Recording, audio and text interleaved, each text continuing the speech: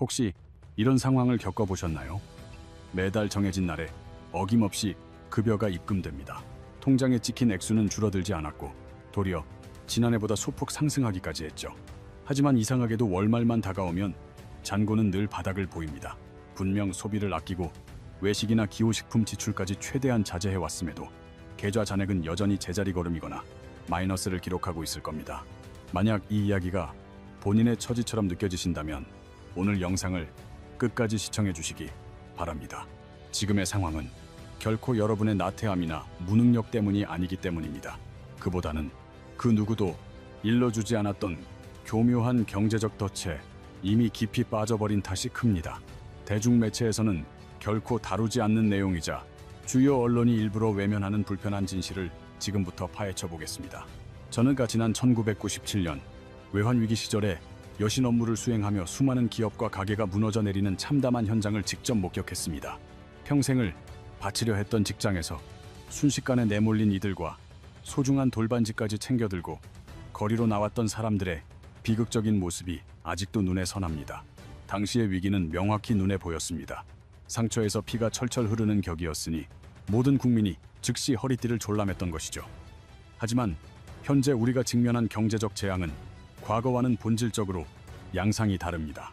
실체가 보이지도 소리가 들리지도 않습니다. 매스컴에서는 연일 수출 실적 경신이나 증시에 호황을 떠들며 장밋빛 전망을 쏟아냅니다. 그 화려한 수식어 뒤에서 여러분의 자산은 소리 없이 증발하고 있습니다. 한국은행 통계에 따르면 가계부채는 이미 국내 총생산 대비 100%를 돌파했습니다. 선진국 중에서도 유례를 찾기 힘든 수준이죠. 하지만 방송은 이 심각한 수치를 조명하지 않습니다. 40년간 현장에서 숱한 위기를 겪어온 저로서는 지금의 이 고요함이 훨씬 더 섬뜩하게 느껴집니다. 외상이 보이지 않으면 본인이 아픈 상태라는 것조차 인지하지 못하기 때문입니다. 오늘 여러분의 급여와 직장, 그리고 노후의 생존이 걸린 4가지 핵심적인 진실을 전달해 드리고자 합니다. 첫 번째 진실은 이렇습니다. 여러분의 실질적인 월급은 이미 삭감되고 있습니다. 통장에 찍힌 숫자만 변하지 않았을 뿐이죠. 명목 임금과 실질 임금이라는 용어를 어렵게 생각하실 것 없습니다. 계좌에 입금된 금액 그 자체가 명목 임금이라면 그 돈으로 실제 시장에서 작년만큼의 물품을 구매할 수 있는지가 바로 실질 임금의 핵심입니다. 언론이 절대 비중 있게 다루지 않는 데이터가 하나 있습니다. 통계청 지표를 분석해보면 최근 실질 임금의 상승폭은 제로를 넘어 사실상 마이너스입니다. 겉으로 드러난 월급은 올랐을지 모르나 가파른 물가 상승률이 그 인상분을 완전히 잠식했기 때문입니다. 당장 대형마트의 식료품 매장만 가봐도 체감하실 겁니다. 과거에는 10만 원이면 일주일치 찬거리를 넉넉히 장만할 수 있었습니다. 하지만 이제는 사과 몇 알과 고기 한 팩, 달걀 정도만 집어도 5만 원권이 순식간에 사라집니다. 계산대에서 청구 금액을 확인하며 내가 무엇을 그렇게 과하게 샀나 싶어 영수증을 다시 훑어보신 적 다들 있으실 겁니다. 지난달 제 상담실을 찾았던 42살 이 과장님의 사례가 이를 극명하게 보여줍니다. 그는 이름만 대면 알만한 중견기업에서 올해 초 승진의 기쁨을 누렸고 연봉도 4%가량 인상되었습니다. 가족과 함께 소고기 파티를 하며 자축했다고 하더군요. 하지만 승진의 단꿈도 잠시, 불과 반년이 지난 지금 이 과장님은 매달 30만 원 이상의 가계 적자에 시달리고 있습니다.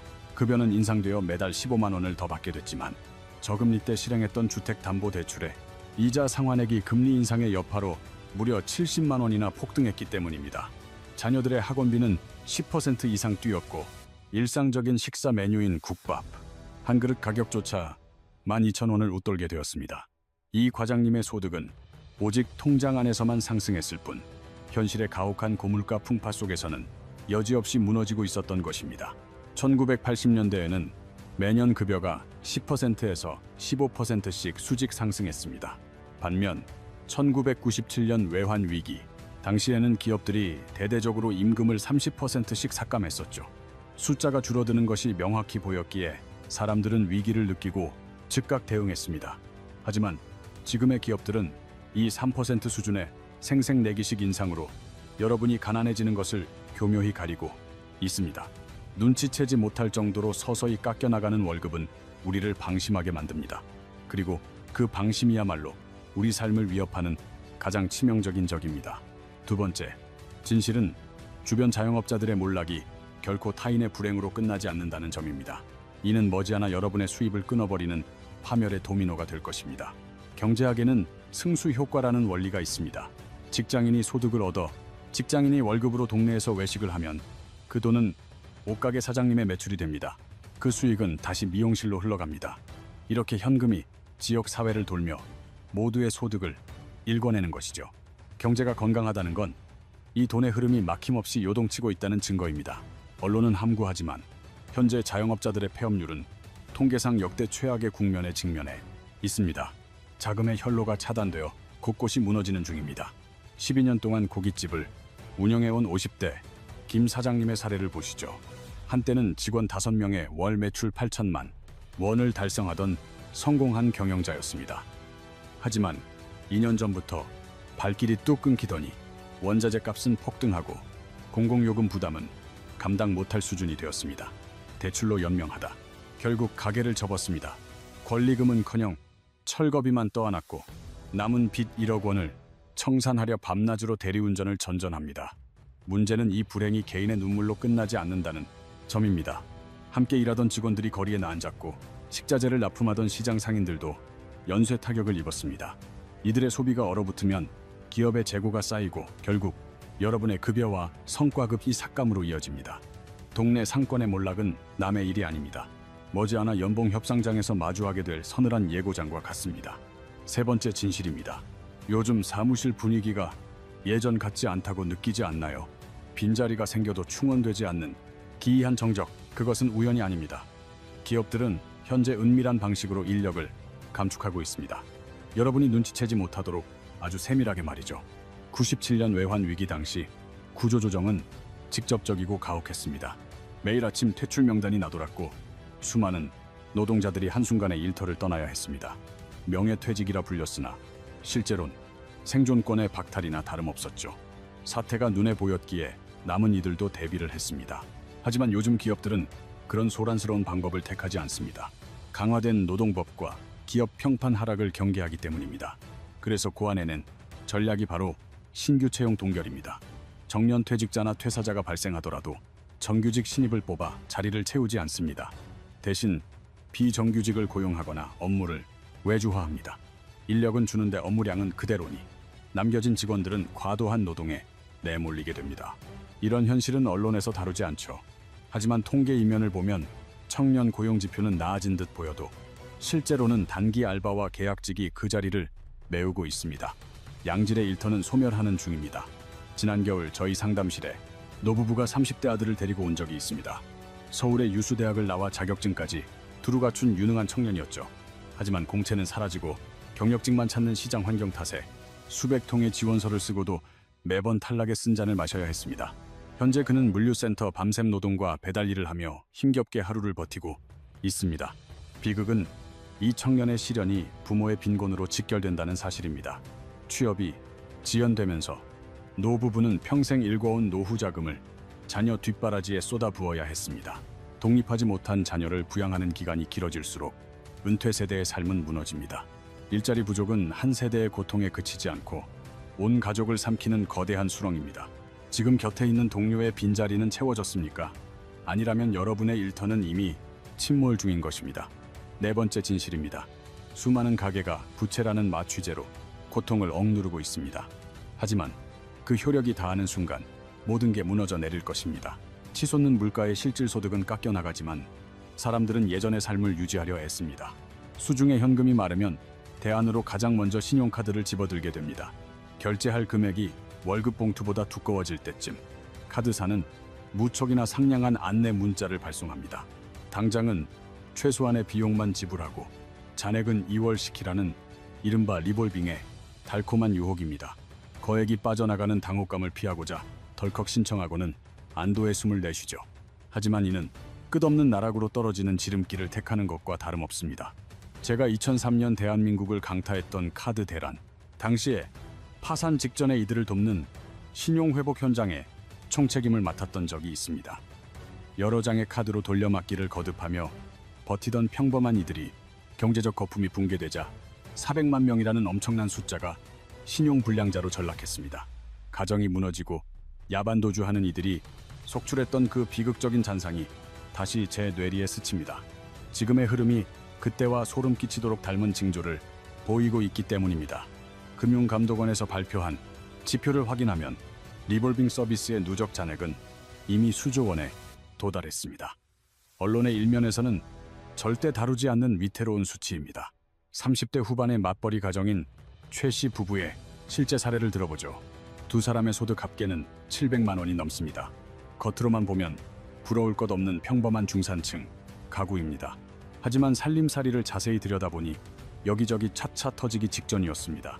매달 주택담보대출 이자로 250만 원, 아이들 학원비 150만 원, 차량 2대의 할부금과 유지비로 100만 원이 빠져나갔습니다. 결국 남은 100만 원 남짓으로 내 식구의 식비와 공과금, 통신비를 버텨야 하니 매달 100만 원 이상이 모자랐던 겁니다. 빈자리는 전부 신용카드로 채워졌고 결국 리볼빙에 손을 댔습니다. 이 서비스의 실질 이자율이 자그마치 18%에 육박한다는 사실은 확인조차 하지 않은 채 말이죠. 이자가 다시 이자를 낳는 복리의 늪에 빠지자 불과 1년 6개월 만에 카드 빚은 3,000만 원을 넘어섰습니다. 거래 정지 예고를 통보받고 나서야 하얗게 질려 저를 찾아온 이들의 얼굴, 이것이 바로 부채라는 마취제에 중독된 수많은 대한민국 가계의 서글픈 자화상입니다. 자, 그렇다면 이 암울한 상황 속에서 우리는 무엇을 준비해야 할까요? 1997년 폐허 속에서도 기적같이 생존해 오히려 큰 자산을 일궈낸 사람들이 존재했습니다. 2008년 금융위기 때도 상황은 비슷했습니다. 그들이 유독 명석하거나 천운을 타고난 것은 아니었습니다. 그들은 그저 거친 비바람이 들이치기 전 미리 지붕을 보수하고 식량을 비축해둔 준비된 사람들이었습니다. 이제 수많은 현장에서 깨달은 3가지 생존 전략을 공유하겠습니다. 첫째, 지금 즉시 고정 지출에 다이어트에 돌입하십시오. 1997년 외환 위기 당시 최후까지 살아남은 이들에게는 한 가지 공통점이 있었습니다. 소득이 끊길 상황에 대비해 새 나가는 돈의 통로를 무자비할 정도로 차단했다는 사실입니다. 지금 당장 한 달의 소비 내역을 낱낱이 기록해 보십시오. 보지도 않으면서 결제되는 각종 구독료나 습관적으로 이용하는 택시, 무심코 마시는 커피 한 잔, 이런 지출들이 층층이 쌓여 결국 여러분의 목을 죄는 밧줄이 됩니다. 가만히 있어도 소모되는 고정 비용을 지금 당장 최소 30% 이상 깎아내십시오. 둘째, 악성 부채를 최우선 순위로 상환하십시오. 자산을 만들기 위한 주택대출과 달리 리볼빙이나 현금 서비스 같은 카드 채무는 여러분의 삶을 갉아먹는 최악의 빚입니다. 15%가 넘는 고금리 이자를 감당하면서 3%도 안 되는 적금을 유지하고 있다면 그 적금부터 당장 깨십시오. 수지타산이 전혀 맞지 않는 행동입니다. 금리 인상기에 악성 부채를 끌어안고 있는 것은 시한폭탄을 메고 불길 속으로 뛰어드는 것과 같습니다. 셋째, 자산의 방어벽을 견고히 구축하십시오. 오늘 전해드릴 이야기 중 가장 핵심적인 대목입니다. 방송 매체에서는 절대 알려주지 않는 사실이죠. 하지만 강남의 큰손들은 이미 조용히 움직이고 있습니다. 원화 자산의 비중을 줄이는 대신 실물금을 확보하고 달러 예금을 통해 환율 방어선을 구축하고 있습니다. 심지어 일부는 콜드월렛에 비트코인을 소량 저축하기 시작했습니다. 이는 투기가 아니라 재난이 닥치기 전 지붕을 보수하는 생존 전략입니다. 1997년에도 원화의 가치는 불과 몇 달 만에 반토막이 되었습니다. 자산 가치가 폭락하던 시기, 달러나 금을 선점했던 이들은 오히려 위기를 틈타 자산을 2배로 불렸습니다. 역사는 늘 되풀이됩니다. 그리고 그 흐름 앞에서 철저히 대비한 사람과 그렇지 못한 사람의 결말은 극명하게 엇갈립니다. 보유 자산의 10%만이라도 원화 자산 밖으로 분산해 두십시오. 그것이 현재 여러분이 취할 수 있는 가장 영리한 방어 전략입니다. 넷째, 근로소득 이외의 수익 통로를 반드시 구축해야 합니다. 영원한 울타리가 되어줄 것 같던 직장은 이제 여러분의 노후를 보장하지 않습니다. 퇴근 후 밤마다 2시간씩 온라인 부업에 매진한 어느 40대 가장이 있었습니다. 초기 석 달은 수익이 전혀 없었지만 1년 뒤에는 본업급여의 30%에 육박하는 추가 소득을 얻게 되었습니다. 무리하게 사업을 벌이거나 빚을 내서 위험한 투자를 감행하라는 뜻이 아닙니다. 내가 가진 사소한 재능과 시간을 활용해 단돈 몇만 원이라도 소속된 곳 밖에서 스스로 벌어보는 경험을 꼭 하셔야 합니다. 그 작은 성취의 기억이 경제적 위기가 닥쳤을 때 여러분을 지탱해줄 가장 견고한 방패가 될 것입니다. 여러분, 위기는 언제나 두 부류의 인간을 만들어 냅니다. 거센 파도에 휩쓸려 무너지는 사람과 그 파도를 동력 삼아 더 높은 곳으로 도약하는 사람입니다. 과거 IMF 외환 위기나 글로벌 금융 위기 때도 이러한 생존 법칙은 단 한 번도 예외가 없었습니다. 차이는 오직 준비에 있었습니다. 타인이 허영과 과소비에 눈이 멀었을 때 묵묵히 부채를 줄이며 자산 방어선을 구축한 이들이 위기 이후 헐값에 나온 우량 자산을 모두 거둬들였습니다.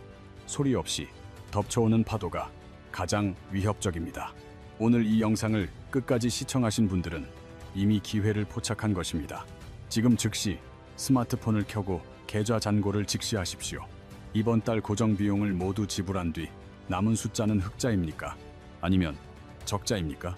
댓글을 통해 여러분의 상황을 가감없이 공유해 주십시오. 현재 상태를 바탕으로 제가 실질적인 조언을 남겨드리겠습니다. 준비하는 자와 현실을 외면하는 자의 5년 뒤는 완전히 다른 세상일 것입니다. 구명, 조끼를 미리 챙겨 입으시겠습니까? 아니면 가라앉는 배 위에서 여전히 음악에 취해 있겠습니까? 그 운명은 오늘 밤 여러분의 선택에 달려 있습니다.